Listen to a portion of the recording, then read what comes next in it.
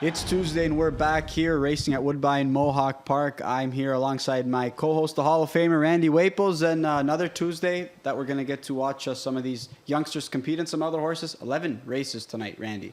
11 last night, 11 tonight. We've got a loaded weekend slate between racing here and racing at the Meadowlands as well. A lot of some nice golds that we're likely going to preview, some nice stakes races that are going to be taking place in East Rutherford, New Jersey, but I'm really looking forward to this card myself personally. I found this to be tricky. Tricky night. So we had the 2-year-old Payson fillies in the grassroots, Interior Sire grassroots last night. Now tonight the Colts take center stage. And, with this pacing, John, it just seems like to me it's going to start to turn into the battle of Cattle Wash versus Bulldog Hanover. Really, two studs that, more or less new to the stud barn. And wow, what a huge impact seems like both of them are going to have. And then seems like the Green Manalishi, again, coming back out hard again as well. So interesting night with these pacers, though. Like I said, it's just it's like a Christmas shopping list, and I don't know which I want. Do I want a Cattle Wash or do I want a Bulldog Hanover? We've seen a little bit of both so far. We've seen some eye-catching miles from the Cattle Wash so far. But we saw Dea get the job done last night, that filly of Jack Darling's homebred filly. A nice performance by her. And we're going to see one tonight, Redlands Rocket Man. One who I thought was exceptional over at Grand River. I believe, spoiler alert, you might be trying to play against him tonight. I think I am. Yeah. A great effort, though. One that really caught my eye over at Grand River. So we're going to, and Bob spoke highly about him on the live wire with Chad last week. So again, we're getting a glimpse of some of these, new crop, or, first crop in Ontario for Cattle Wash and obviously in Bulldog. And I like what I've seen so far. Me too. Yeah, they're really, both of them, seems like they're coming to play. Yeah, and they are. And, just hopefully that, their progeny can pan out and we can see some better performances as well. But just the speed that we're seeing early on, I mean, I don't know if it ceases to amaze you. You've been, around and driving for so long. I mean, I'm looking at it. And sometimes when you see all these quick miles, I'm just used to it now. It's like you don't even appreciate like how quick they're going half the time. I think that's the big thing is the fact that we kind of stop appreciating whether it's trot or, I mean, the open trot last night goes in 51 and it's like, 51. I mean, like that was a huge mile. Well, we saw 50 and 2 a couple weeks ago. Exactly. Right, it just seems like everything goes fast now. But one thing that interesting a little that I've seen, just a couple of horses tonight because of the young horses and that. But we got one, a Bulldog, I think it is, out of Cabrini Hanover, the great Cabrini Hanover. And we got another one. I can't remember if it's a Cattle Wash or a Bulldog out of Pretty Catherine, who also was quite an amazing race mare herself. So we got, and there's a few other ones out there as well. So it's always interesting to see these world champion mares, they're still around and, and hopefully producing, some great offspring in that. But just so nice to see them, give us what they did out on the track, but then now have a good life, out in the field somewhere or, in a stall, raising young babies. Yep. And we're going to see which ones are, some of these horses racing in the grassroots, they're going to be at the gold level. We see that so often that horses just kind of start off here and they build their way up and eventually some of them become the best in the division. It's such a smart move because you avoid that first gold, all the stress of that first gold, and then down the road they always usually write a class that says starters of a grassroots, and that's a really nice $20,000 race that you can use to manage your horse or whatever. So I love when the trainers put their horses into grassroots first asking. Absolutely, and we saw obviously some we're getting Colt Pacers tonight in the grassroots division. We saw Philly Pacers last night, and we're going to take a look at last night's track plays just to kind of see how the track was playing. I know you and I were talking about how we'd like to see maybe them, maybe earlier on in the mile, right? Because, I mean, sometimes the three-quarter pole, it only paints a small picture. It does, you know what I mean? And we're getting more or less the same results. Now, this one from last night, this one's pretty good, actually, because we've only got the second and the third race where they were on top, both of them in short fields, too. Everything else is not, which to us, a lot of times you look at here, you see 1-2, 1-2, 1-2. So this is a little bit better, It just seems like they're able to, be racing from anywhere right now. You know what, that race race 9, it really should have been a 1 in most cases. But I mean, that big aggressive move by Bob McClure gains Hanover, and you know, obviously he's drifted out again, which what we've seen from him you know, over his last several starts. And Logan Park able to kind of you know, slip up the inside. So. But yeah, always nice to look at these and kind of get an idea as to where you need to be. But we all know, we say it all the time, you got to be close to be a main contender, especially in the summertime. But yeah, maybe someday I'd like to just kind of stem and see where it can go a little bit beyond. Yeah, and one quick thing there before we kind of get into tonight. I don't know if there's going to be any rain tonight, but it seems like the track has been kind of firmed up a little bit. You know, maybe they'll cut it between now and the first race. If they do and I happen to see it, I'll make sure that I let you know. But right now it's kind of firm out there. Like I said, there's a little bit overcast, so maybe they're getting it ready in case we happen to get some rain. But what I am thinking with a little bit of firmness there is that we're going to get some quick miles again tonight, John. You can hear it. Yeah. When we were out there watching some warm-ups, and you could hear it. Yeah. First thing that caught your eyes when you heard the sound, you said, this track's hard. It's firm. It's firm. Yeah. But I mean, again, you know, sometimes it's firm early, you know, and then they cut it up just before the first race and we're good to go. All right, well, I hope we can get on a winning note early. That would be nice. That would be nice. Took us some time to maybe find our rhythm last night, but we're going to look at some replays right now and see if we can help steer the ship a little bit. You know, we're just doing our best, Randy. Doing our part. Just doing our best. Just doing our part. We're going to start off in race number 1, and I struggle with this class time in and time out. 5-year-olds and younger, non-runners of 1. We've got a group of 10. The current favorite at 2-1 is Nova Blue, one that just seemingly doesn't want to pass, whether it be sitting in the 2-hole, whether it be trying to clear to the lead. Tough to trust a horse like that, albeit he raced pretty good in defeat, though. He did. He does race good, but I in a way, I kind of feel bad for Travis Henry. You know, I mean, there's a guy that's just kind of breaking in on our circuit, and this horse, for the trips that he's given him, this horse should have had him 3-4 wins by now. You know what I mean? But he just, like you said, struggles to get those wins. So I'm going to throw him in for second. Seems like that's where he wants to finish, and I'm not going to argue the point with him. Where I'm going to go, and the replay that we're going to show you, pick one, John, for better talk. Or should we show last week's replay, or should we show the week before, because it's the same result, right? Same result and similar trip. Perfect. Yeah. Okay, so let's go to the last one, though. July the 1st on this one, and again, perfect placement by Dougie McNair, but just isn't able to find that late seam for this guy. You brought up a good point there, John. You said, you know, I'm not 100% sure if he's got a lot of pace in behind there or not, and I'm not either, but what I do know is that when a horse keeps getting this trip over and over and over again, they become very, very brave. Mm-hmm. So my guess is that there is a little bit in there. I know that he's got a little bit of loose lines here, but we're talking a Bettor's Delight out of a Western Ideal mare, so I don't think he's ever going to be traveling, you know, where he's ripping Dougie's shoulders out or anything, the arms out off from Dougie's shoulder. But again, I thought it was a good kind of an effort in there. He's not going to see Surveillance in here today, a 5-year-old taking on 3-year-olds, you know what I mean? So maybe Surveillance and the size difference had a little bit of an advantage, but I'm going to try Better Talker again. Where are you going? I gave up on Better Talker. I mean, but you know what? You brought up a good point, though. What was that? You know, I couldn't tell how much pace he really had. I mean, I could give him an excuse for the first one. It looked like he was locked, and he got out just before the wire. Yeah. Last time out, I mean, I still wanted to see him finishing up a little bit closer, but you brought up a good point that it could be something to do with the sire and the mare that he's out of, right? Yeah, so there could be some laziness there. So even so, I'm just gonna, you know, where are you shifting to? I'm gonna go to the Rail Horse Brookdale Leighton. I mean, I could be taking a bit of a swing here. Can't say I was in love with his effort out east. Last time out, he got a perfect trip. I thought he still had every opportunity to go by. But we've seen this before. We've seen some of these horses from out east come in Tony Beaton's barns, and we see some good effort.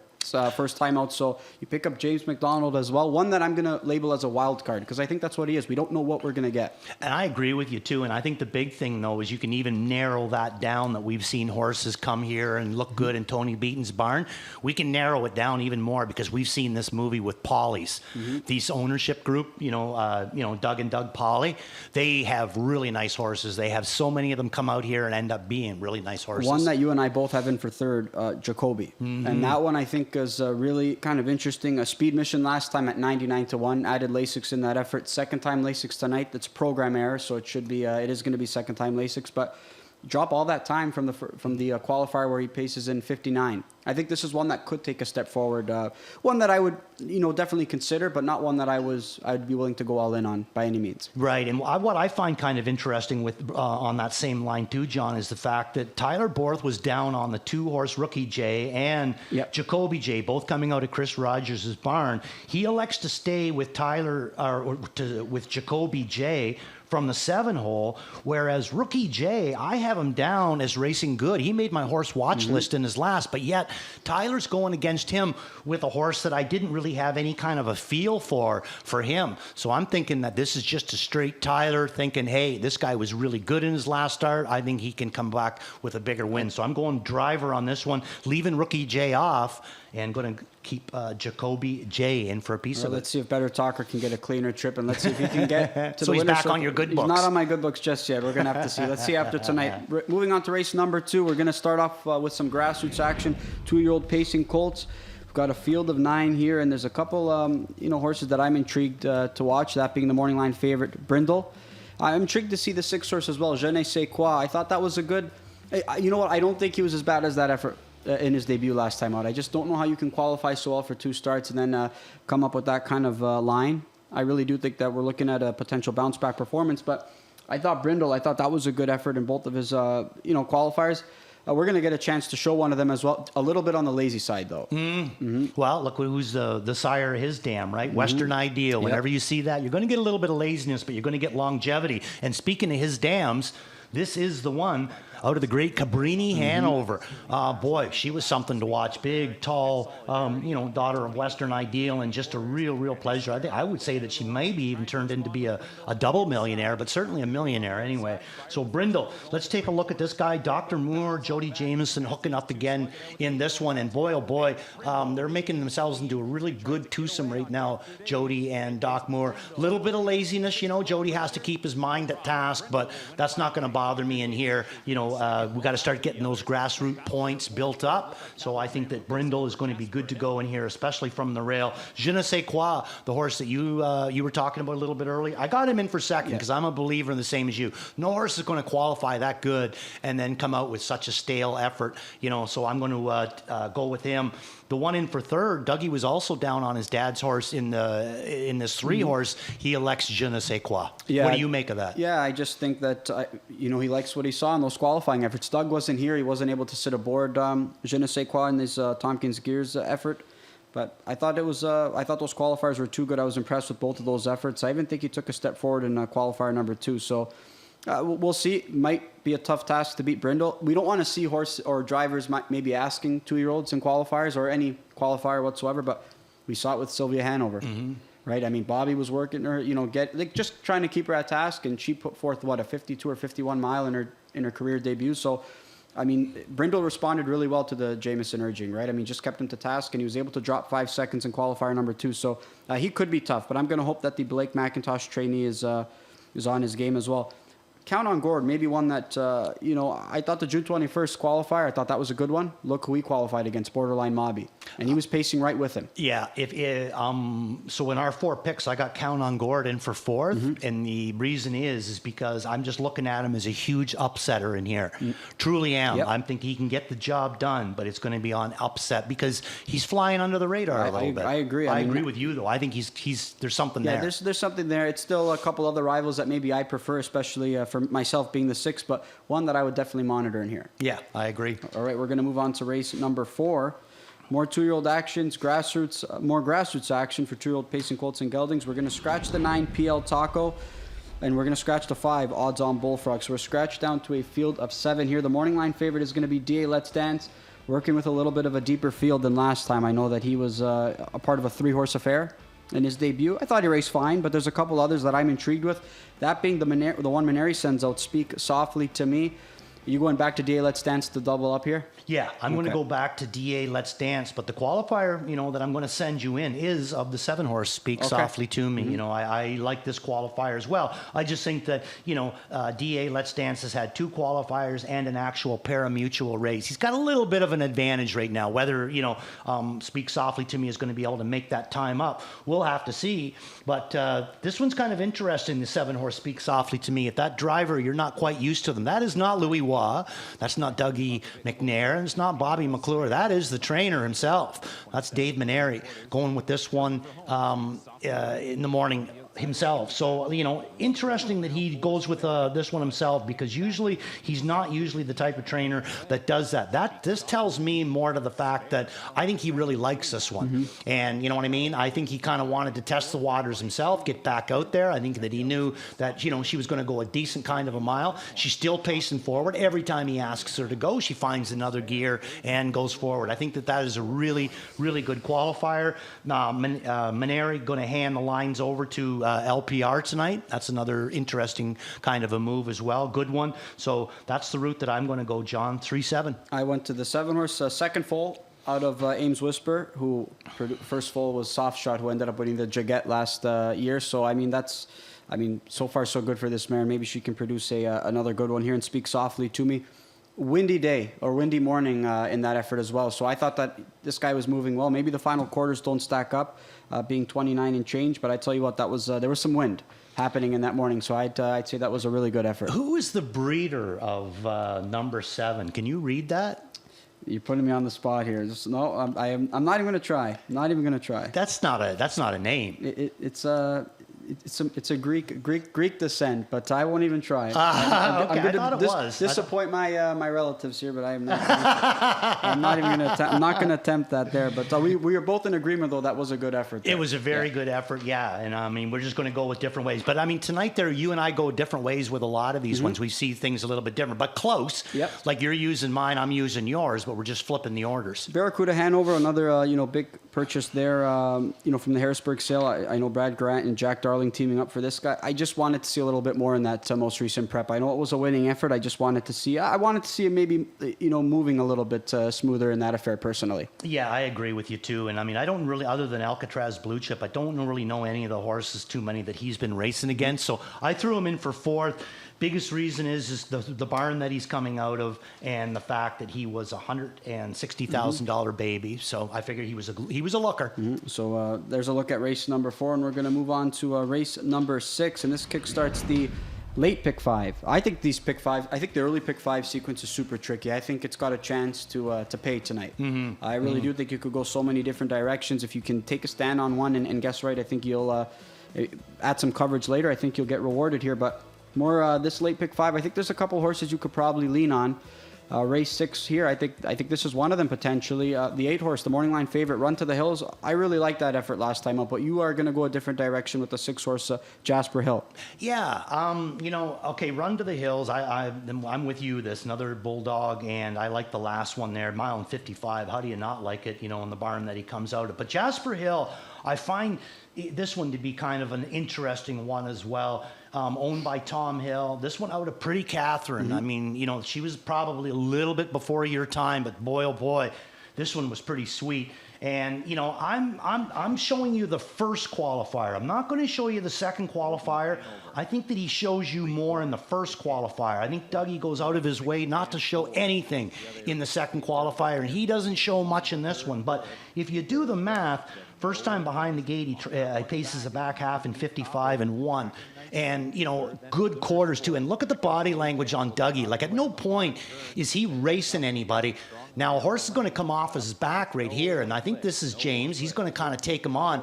Big thing is he going to try to go with him? I think he goes with him a little bit. Now, that was the first qualifier. I didn't think it was like overly great, but I think he did show a little bit more, especially in here in this run out. I think he's a little better than what we were giving him credit. Then he comes right back with another qualifier. I'm going to throw him up on top and hope that Jasper Hill is good to go for Tony Beaton and Dougie McNair. Yeah, run again, you could get rewarded there with the price there. I think the qualifying effort's probably better than the lines indicate. I agree with you there. And Dr. Dave, you have him slot in for 3rd. He was going toe-to-toe with Brindle in that replay that we showed. I thought that was a good effort. If you like Brindle, you got to really consider Dr. Dave as a potential contender. I know Garnet Barnsdale has him pegged on top here in this race. Yeah, sentimentally, I would love to see Dr. Dave win because of the breeder of him, Dr. Dave Goodrow, one of the, in my opinion, one of the good guys. All right, there's a look at race number 6. I'm looking forward to this race as well. Curious to see how Run to the Hills, who I thought qualified super. Curious to see how what kind of effort we're going to see from him. All right, we're going to move on to race number 7.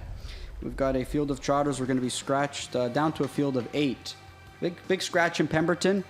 One that I was going to be looking to play against, even if he was in. I really thought he should have got the job done last time out. Just labored on that turn a little bit. Didn't look as smooth going, and he's going to be scratched this evening. Morning line favorite's going to be Quebec Hanover. There's another horse dropping out of this race, Randy, who seems to, have found success here every time he gets to move up to the preferred and drop down, and that's Nacy. It's going to be the way that I go. You? I'm going to go. I'm going to try Perfetto. Maybe we see the all systems go approach. There tonight. you go. Yeah, Another that's one what of I'm those hoping for. down the road. Yeah, well, he takes a bit of a drop down into tough his last 2.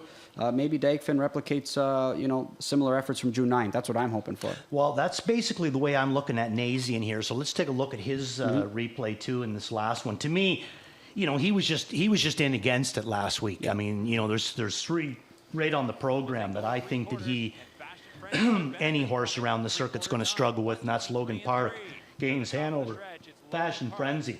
Right away, you think to yourself, maybe the best that he can do in here is a 4th, and he's going to end up finishing, not a bad 5th in here. Every quarter other than the second one where he went 29-3, everything else was below 28 seconds. I just thought it was a really, really kind of a good effort. Hopefully he gets away. I think at this point, Travis knew that he was going to get passed, and 5th was the best that he's going to be, so he just lays off and lets it go. Now he's going to take a drop down into this class. Does draw the outside. But I think that we're looking at a horse that has been competitive in the top class of the trots, now dropping into what I would call the mid-class of the trots.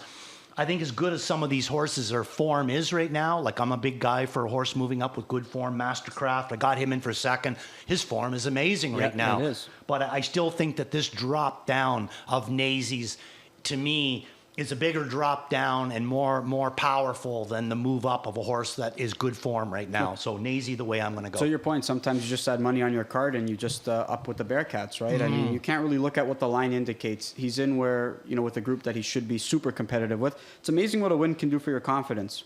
String of seconds, right, for Nacy, and then he gets that one win, and he's been ultra consistent. He's been ultra consistent all year, but just especially since getting that win, he's been having more success finding the wire. Yeah, but what a success story all year, though, eh? I mean, last year he had a good year, 104,000 made in 45 starts. This year, only 23 starts and the exact same amount of money made, half the amount. Great job all around as well. We're going to move on to race number 8 and more grassroots action. I believe this is our last grassroots leg of the night. I spoke on Redland Rocket Man earlier, Andy, one that I'm very excited to see here on the big track. And Bob spoke highly of him, speaking that he's a gold colt when he was, he believes he's a gold colt when he was mic'd up with Chad on Livewire.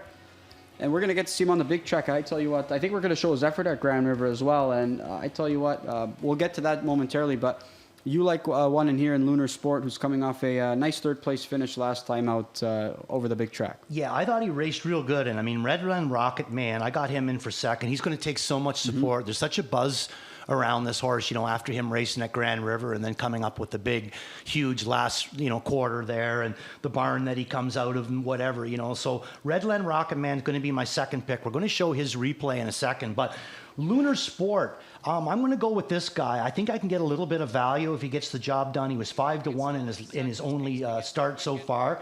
He went in here in a 2-week rotation from his last qualifier. He missed 15 days. I thought this was a good one, and I thought Billy Davis did a great job, not overplaying the hand in here. So he's on the outside right now, going to make a little bit of a run on the end of it. Going to come home in 27-1. I got him as very good on the end of it. I don't know what you think here, John. Seems like these 2 are the ones that are, doing the best pacing up top. JD takes a look back, sees he's got one coming, but really no issue. He puts the whip away, but this one keeps coming forward. So I'm going to take a chance, hope that Lunar Sport's going to be a little bit better in this one. And Redland Rocket Man, let's take a look at this Grand River. For him, and he's going to be my 2nd pick in there. I love that. I wish that more people would do this. Take young horses to the B tracks, let them have a good first race experience, and then bring them back here to the speed show. But here we go. Big, nice. He's already out and going. Johnny Wiggles up in front there with Dougie Wiggles driving. And now we got Bobby coming with this Redland Rocket Man. And like I said, I mean, this is the last quarter in 26-3. He's been out there for quite a ways, does the entire last turn, first over. Well, let's see what happens here. You know, is he just going to sneak on by, or is he going to power on by? I say it's a power on by. How say you? Oh, it's incredible. I mean, just look at Bobby just sitting chilly, tight line. You don't see horses pacing home in sub 27 at Grand River, let alone a 2-year-old making his first lifetime start. I mean, that effort. I mean, maybe the competition wasn't the deepest. You cannot knock that effort. That was superb. Yeah. You know, I remember one time I had to do that for Mark Austin. And the baby, I think her name was All Tucked Up. And she raced at Grand River, her first start. And I think she come the last quarter in 27 flat or some really, really big quarter at the time. And she ended up being the mother of a Buckabet Hanover. Look at that. There See, you go. There's some speed there, and I think there could be some serious speed with this guy. And one that obviously I'm looking forward to seeing how he can kind of progress. I'm sure that John Pentland and the connections and Bobby, I'm sure they're all pumped up about it as well. They should be. Oh yeah, for sure. Really, really nice looking colt. And like I said, this Bulldog Hanover potential cattle wash throwdown that we might be looking at all year. Boy, oh boy, that would be nice to see as well. Two stallions that throwing great horses out there in a big long season long battle. It'd be amazing. All right, there's a look at our final OSS grassroots leg there for the 2-year-old pacing colts, and we're going to move on to race at number 9. We're going to switch to the trot. We've got some gold hopefuls, or gold contenders, I should say here. I know this is just an overnight, so, Green Glider on the filly side, Roxy Hart on the filly side. We've got, I believe the LMC Wagon Wheel's in the other race. So we've got a couple of gold fillies here. We've got some, taking on aged rivals. I didn't factor them in this spot personally, especially with Roxy Hart drawing the outside in an overnight. I don't expect her to get away in a pretty good spot. Green Glider, making that miscue. I just want to see one from her. A couple other sharp rivals in here. Tactical Strike. Maybe you can forgive that effort last time out. I mean, that was... I thought you should have finished up better. I thought my friend Jose, he missed a month, and you picked him on top last time out in what was a good effort. Did you go back to him tonight? No, put him in for third. Okay. Biggest reason is because, and even though he's picking up James McDonald, but I mean, he had McNair last week, so it's more or less a lateral move there. But my thing is I think that this race has gotten a little tougher than as opposed to what it was last week when I put my friend Jose. So I wouldn't be surprised to see Garnet has him up on top this week, and I wouldn't be surprised to see him come up with a big effort. But Tactical Strike, the way I'm going to go, and simply because, like you said to me, are you willing to forgive that last line? I am. Because I'm not 100% sure if the front end is the way that I like her the best anyway. I like her as a stalking kind of a horse. So let's take a look at this last replay of hers. So she was in this class last week with Mastercraft and a few of them. And like I said, my friend Jose, last week with him, it was a straight non-winners of 3. This week, moving up to the non-winners of the 3, not more than 5. I think it's just a tougher race, tougher horses that have come in here that he's got to face this week. So she does get a little tired here, but I like her better as a stalker. And at this point, Bobby knows that he's done. He knows his goose is cooked. I mean, there's going to be one go by him. They're all live around him, but he also knows that he's still going to get money with her, and he's not doing anything with her. And that's what the difference between a good driver and a bad driver. There's nothing worse than I see a horse getting tired and the guy going all out, to finish 4th anyway. You're going to be 4th. Do it, with no chasing and that, and they come out of the race so much better, so much more happier, confident, the whole deal. So I think even in defeat, he did justice by Tactical Strike, and I'm hoping for a stalking trip this week. I'm going to go Zuri's direction. I thought that was a good effort by him. I do think if Tactical Strike shows up, she's going to be awfully tough to beat there. And maybe we're going to see an off-the-pace approach, to your point, but she draws a lot better here. Drawing post number 6. We're going to move on to race number 10 here, and we're going to stay on the trot. Speaking of some gold contenders, we touched on LMC Wagon Wheel. He's going to be participating in his first overnight in a few starts, though, right? The last time we saw him in a non-winners of 2 type was May 2nd, and he was a winner in that affair when he drew the middle of the gate. Tonight he draws the far outside in a field of 8. It's a pretty good group, though. I still think that, given his performances and who he's taken on, he should have every opportunity here. Yeah, I got him up on top, and I don't see us getting 5-2. If we did, that would be great, But this is going to be no like cakewalk for him either, and not just draw on the outside. I mean, like I said, he's going to have to come up into this non-winners of 3. But there's so many horses in here that are really starting to kind of find their form. I think both backs horses, Southwind Caspian and Southwind Milk, are both really starting to find their form in here. Wendell Blue Chip getting a little bit stronger. Right here, Hanover. Justin Turcott, the trainer, going to be taking over the drive tonight on him. Bobby McClure looking to double up with Move Your Mass. There's so many to go in here, but I did go LMC Wagon Wheel, John. So let's take a look at this replay on him. I just think that between Ben and Tyler Borth, I just think that they've done an incredibly good job with this horse. 6 starts this year, $53,000 already put away, and a mark of 55. Here he is sitting right in the 2-hole for Tyler. And again, I mean, PL Spencer's going to win this race, but Richie Rich is also going to be in here. They're going to end up 1-2. Richie Rich down on the inside for Todd Ratchford. Here comes PL Spence for Bobby on the outside. These two are definitely going to throw down, and look who's much the best of the rest. Yeah. LMC Wagon Wheel, and that's after a big leave to get himself into that position as well. Still coming forward on the end of it, So LMC Wagon Wheel, even though with the outside there, I'm going to hope that, they're looking to maybe build a little confidence with him too and try to get the job done. Well, that's the biggest thing. I know that there's chatter that, in between some of these gold legs, you want to try and get some easy miles into them. Why not build confidence? 100%. I think, it's a tough group too. Mm-hmm. Like Richie Rich racing well, PL Spencer. Why not just try and develop some confidence for a horse that only has 2 lifetime wins and 13 tries? I think he's sitting on a big effort. I think he hasn't put forth a bad race since entering Ben's barn. He really hasn't. He hasn't. Yeah. No, and each week he gets better. Yep. That's the thing. It's not even like he's plateaued yet. Mm-hmm. We haven't seen the end of it. So, to your point, still had much on the end of it, despite leaving hard. I think that's something you really like to see. And what was it, the fastest mile trotted in the OSS's in that division? Yeah. So it was a big effort. Yeah, huge effort. And like you said, the big leave to get himself there. One that I'll be keying in my late pick 5 there. LMC Wagon Wheel. I'm sure that many others will as well. We're on to race number 11. This is the final race of the night. I like where this race is, slotted in on tonight's card. I think this is a 10-pack, last race of the night. You've got your mandatory payout. And I think that, there's a bit of intrigue with a couple horses, especially for me being the one Fiscal Policy.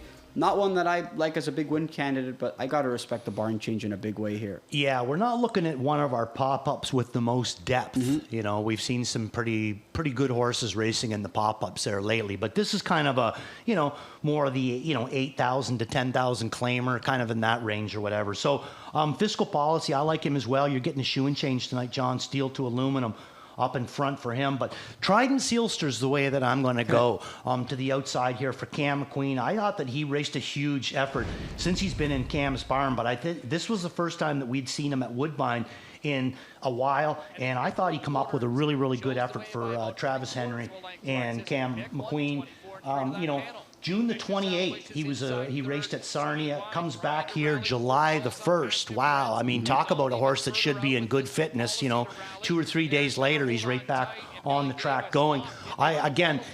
He's got good wheels on the end of it there, Tyler. Keeps him to task, keeps him moving forward. At this point, it looks like he might even be able to get the job done. But unfortunately, he's going to have some company on the back, and he's not just going to be able to quite get to Louis Waugh in there. But overall, I think a really nice effort there. So we're going to go to Travis Henry and Trident Sealster on that one. We've seen some good efforts from Trident on the big track as well, though. We have in the past. So this is a horse that pops up with big efforts at a big number. And if there's some speed to Chaser, which I think there's going to be, I think the 5 is going to leave. The 4 is likely going to want to leave out of there. The 6 is going to want to leave out of there. I think we're going to have to see the 9 leave out of there, right? He benefited from the drop in class. I wouldn't say lucky trip. It looked like it wasn't going to work out, and then it did. But I think this is a race that's going to have speed. Somebody could benefit late. It's really competitive. Like I said, we don't see no superstars, but it's a very evenly matched competitive group. You're going to have to do your homework. And maybe the trainer change, the new change of scenery is going to help Fiscal Policy. One that just doesn't seem to want to get there. And just when he goes up alongside a horse, he doesn't seem to want to go by them either. No, it just seems like they're for sure. Maybe the the shoeing change might help. Yeah, it might help as well. We saw some shoeing changes have an impact yesterday as well. Cold Snaps being one of them. Who raced put forth a big effort as well. So, all right, there's our thoughts on that 11 pack. and we're going to talk some pick 5 action here. Randy Waples, take us through your ticket. 1 single in race number 3. Yeah, I found that both pick 5s tonight there, that it was tough to find a single. So in race number 3, I am going to take a single though, and I'm going to single Backup Plan. I'm looking for him to triple up. Boy, he's been racing very, very good for Maneri. And other than that, I keep it fairly simple, I guess. You know what I mean? Go three deep down to 2 deep, then the single, then 2 deep up to 3 deep. So, you know, kind of a spotty little pick 5 in there. I think that the second pick 5 is a little bit easier to get. To me, this first pick 5, John, I don't know about you, but I found this first one to be a bit difficult. Yeah, it is. It can be a little bit tricky. I found it to be tricky. I opted to take a couple of stands. I'm going to go 3 deep in the opener. Usually I'll play against a horse like Nova Blue, but I really do think if this horse touches down on the lead and controls it the entire way, I think that's his best way of winning this race. I think if he has to chase or go by, he won't do it. Right. I mean, 1 to 2 is a massive underlay, but one that I'm going to use solely based off maybe that's the kind of trip. Jacoby, that's one that I'm going to throw in as a bit of a sleeper player. All in on Je ne sais quoi. I think there's no way that Sun of Cattle Wash is as bad as his most recent effort showed. I'm going to scratch that effort out. Race 3, Shining Moment, nice qualifying efforts there, I thought. I think this is one that can be competitive here. Backup Plan's going to be tough, Randy. Tough trip last time out and still pacing hard. And race 4, I will go all in on Speak Softly to Me, one that I'm hoping is ready to rock on debut. Last leg, I found it to be tough. I went 5 deep there. I mean, you can make the case of anybody. You showed one of the replays on Tactical Strike. Who was moving the best on the end of it? It was PL Rainbow Dash. Yeah. So one that I think might, she's gonna need a trip, but nobody's gonna be moving better than her late in the mile if she gets a trip. No, that's for sure. Her biggest thing is just overcoming where she's going to get away from the rail. Yeah, that's why it's tough to consider a strong win candidate, but I'm not gonna let her knock me out because I know that she can pick them all off. There's a look at the early pick 5, a couple of different ideas. And we touched on the top of the pre-show. We've got a weekend preview. We've got some golds. We've got some 2-year-old trotting fillies back in action. Bingo Knight, who was a winner in her first start last week. A nice effort there from the 9-hole. A splash of green. How good was this one in the Tompkins Gear Division? I think Blake swept the Tompkins Gear Divisions that night, I want to say. So nice effort by a splash of green there. Yeah, for sure. And I mean, nice little field. Barbara May on the inside. And Can You Keep a Secret? She's another one that's been racing quite well as well. So that's a nice little grouping in there.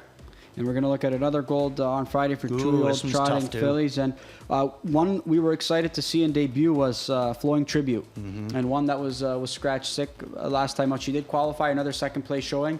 Calgary Morning, good debut from the 10-hole. She raced really well. I got a feeling you know where I'm going. Dude, and no, I don't even remember which one. Oh, that's the, yes, very, very good debut. Yeah, now I'm ringing a bell. Yeah, very, very good effort last time out.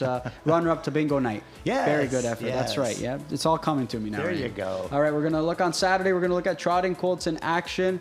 A field of 10, touched by an angel. One that was scratched. Obviously, I'm sure they wish they could get a start under his belt. Another great mass, a good, nice victory by him last time out. How about In the Black? Nice effort there as well. Very, very nice effort within the black, and that strobe light. We also like the way that one raced as well. Little greenness there. Was that the one that was drifting out? Yeah. But I thought he was trotting well when another great mass kind of cleared him as well. Yeah. Just that's what you get with young horses, right? I agree. I don't know if we're going to look at another division or maybe that's it, but I think we're going to be looking at some action stateside.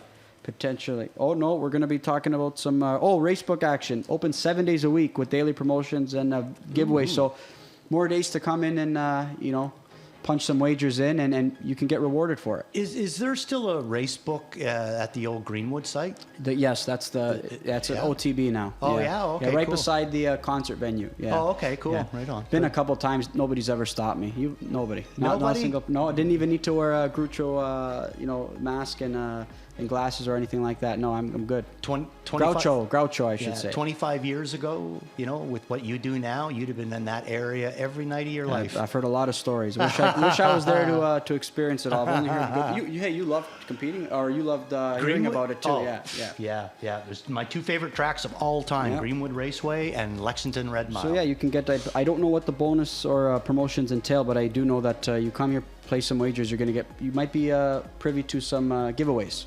So, why not? All right, now we're going to go stateside out of town. I was jumping ship because I'm so excited to talk about the action that we're going to see this Saturday night because this is kind of a Hamiltonian preview. I think there's a couple rivals who have really kind of propelled themselves as the top of the Hamiltonian rankings. This is a nice group we have here. Super Chapter, I thought, was the best one in the division before Maryland kind of took over that role. Another Marcus Melander trainee. Tell you what, he's looked really good this year, Randy. Were you disappointed with Maryland's last start? You know what? I think probably maybe where he got away. I mean, I Right. would have liked him to get away closer. Still came first up a long way, but when we're so used to them winning Yeah. and just doing it with in game efforts, we expect them to get it done all the time. Yeah, the qualifiers left a little bit of scare, some worry. I would say Marcus Melander said they're just qualifiers. Right, right. He's confident. Yeah. A couple He second raced place. good. He raced good. Both But- efforts were good. Yeah, but I just don't. I did not see the same thing from him as what I was seeing from Emoticon. Sometimes other horses take a step forward, or some of them maybe catch up to the rest of them. I Right. don't think Maryland's taken a step back. I think a couple of these other ones have taken a step forward. Specifically being Go Dog Go, Randy, he's been sensational. I would have to say he's probably my Hamiltonian favorite as of right now. Wow, really? Yeah. Eh? Over Maryland, because I know Over you love Maryland. this Yeah, Maryland. this Go Dog Go has been exceptional so far. Yeah, wow. doing it with utmost ease. Took the trotting hopples off. It was all between the ears, they were saying. That was his biggest hurdle. Yeah. And they took the trotting hopples off. He seems to handle it just fine, and he's been super. Oh, nice, cool. But Very interesting. Maximus Mears nosed out in the Breeders' Crown though to Maryland. He was Lucas Wallen trainee, but he hasn't made a parimutuel start just yet. So this is you would say maybe a little bit late in the year, but we've seen this from Lucas Wallen in the past. One that wouldn't worry me. Not often do you see a field of 13, dude. Oh, right? my goodness, look at that, eh? I believe this is a mile and an eighth. I want to say this Hamiltonian maturity, or a mile and a 16th. Wow. It's a distance race, so yeah, nice field here. Highland Yeah. Kismet. Boys against the girls, girls against the boys, Well, however you want to look at it. I mean, similar field to the graduate final, and who was 1 and 2? Yeah. Bowie Michelle and Elise Hanover. Finally, a more favorable draw. James McDonald listed on Drawn Impression on the weekend. And, so- What about that little grouping there of Trio of Blade trainees? Yeah, very Okay. interesting. Oh, here we go And too. here we go, Meadowlands Pace final. Morning line favorite installed as the 9-horse Madden Oaks. Outside draw or not, I just didn't love what I saw in some of these prep races from some of the other rivals. Like in terms of just how to maybe assess the morning line odds. Yeah, I mean, you think about it. Madden Oaks, he originally comes out, he draws the 10 hole. 9 hole's got to be better than the 10 hole. When when you think about it, just felt so bad because he raced so good in the NA Cup drawing the 10 hole here. So maybe makes it a little bit closer, but it would be interesting. I don't know if they're in the history of the sport, if a horse has ever gone out, drew the 2 worst post positions in the 2 biggest 3-year-old races, and either finished like first or second in either one. I don't think that's been done before. Helps the story be even cooler when it's told, though. Yeah. Right? If you can get the job done. But how about Braxton Boyd, Cam Capone, morning line favorites heading into the Meadowlands Pace? Amazing, It's eh? amazing. Yeah, you're right. There's 2 young guys like that. Best of luck, guys. It's awesome. All right, well, we got to wish ourselves best of luck tonight. 'Cause we're going to need some luck in what's a tricky card. You and I going different directions in a lot of races tonight. Your plays of the night board is up first. Okay, so we're going to start this off in race number 1. I'm going to go back to Better Talker. This will be the second week putting him up on top. Hopefully he finds a little air down near the bottom. Race 6 is going to be Beat the Fave with Jasper Hill. I don't think that Dougie was going full torque in those qualifiers. All in's going to be Nazy. I think this is a huge drop down. And worth a look is going to be Trident Sealster in the pop-up final. All right, my plays of the night here. Wild card Brookdale Layton. Don't know what we're going to see from this guy, but we're going to find out shortly. Rebound Je ne sais quoi, one that I think is, those qualifiers were so good, I'm willing to scratch that most recent effort out the window. Best Bet speaks softly to me, hoping that Dave got him nice and prepped for this his debut. And my winning debut, Run to the Hills, I like that qualifying effort, hoping that he can get the job done. And some other plays from our resident handicappers, Gislaine Paquette, Expulsion, ready to win. Nice effort last time out, deeper group though tonight. Kevin Plouch, spot play, better script, going in, making his debut, I believe, at Georgian last time out. And Garnet Barnsdale, thinking the barn change is going to make a difference here potentially in fiscal policy. Yeah, he's going to be lucky if he gets 7-2 on fiscal policy. I think he's going to go off as the favorite. Huh? I think he's going to go off as the favorite. Me too. That's what I think as well. All I mean, right. You got equipment changes, There's a barn lot change, going for him. and James McDonald. Still just one win over his last how many tries, True, though. but So, a lot of people are going to like those changes. I'm one of them as well. Okay, we're going to get set here for this 11-pack. They're going to be on track shortly, getting set for this $75,000 guaranteed pick 5. Good luck.